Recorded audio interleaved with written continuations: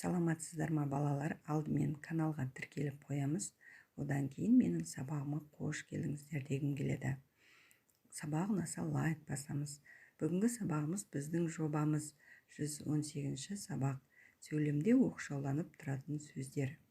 Яғни сөйлем ішінде өзге мүшелерден оқшауланып тұратын сөздерді жиі кездестіресің. Бұл сөздер сөйлем мүшесінің қызметін атқармайды.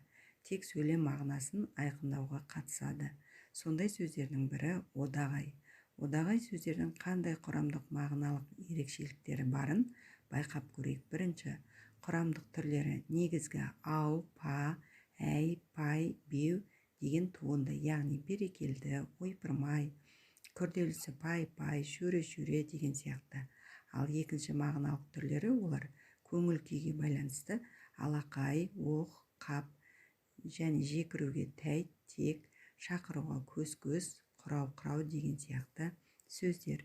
Үшінші, одағай сөздер сөйлемді жай қалыпты дауыспен айтылса үтір арқылы ажыратылады. Бәрекелді, өнерлі бал екен деген сияқты. Төртінші, одағай сөздер сөйлем ішіндегі басқа мүшелерден көтеріңкі ерекше дауыспен айтылса, олардан кейін леп белгісі қойылады. Алақай, мен жүлдегер атандым деген сияқты. Әдебиеттік оқу кітабынан одағайы бар мәтін тауып, одағай сөздерді құрамы мен мағынасына ажырат. Оқшау сөздерге жататын қаратпа қыстырма сөздердің біріне осындай бет құрастырып көр. Ол үшін қаратпа және қыстырма сөздердің мағыналық ерекшеліктерін зертте. Мысалдар келтір. Дайындаған материалдарды сыныптастарың алдында қорға.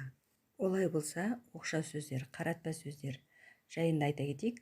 Сөйлеушінің назарын өзіне аудару үшін қаратпа сөздер қолданылады. Мысалы, менің ойлаған ойымның үстінен түстің. Ботагөз. Осындағы қаратпа сөз ботагөз. Сөздің ботагөзге арналғандығын білдіреді. Қаратпа сөз сөйлемнің басында, ортасында, соңында келе береді.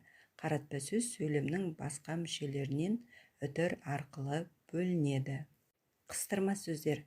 Қыстырма сөздер өзі қатысқан сөйлемдерге сөйлеушінің көзқарасын, күмәнділікті, сенетіндікті, өкінішті, ренішті, сондай-ақ ойдың кімнің тарапынан екендігін білдіру үшін қолданылады. Мысалы, бәсе солай деп болады деп айтып едім ғой. Осында бәсе деген сөз сөйлеушінің ризалығын білдіріп тұр. Қыстырма ретінде жұмсалатын сөздер мүмкін, сөз жоқ, әрине, шынында, сірә, біріншіден, меніңше деген сөздер. Балалар, осымен сабағымыз аяқталды. Сабақ ұнаса комментарийға жаза кетіңіздер. Түсінбеген жерлеріңіз болса да комментарийға жазуды ұмытпаңыздар.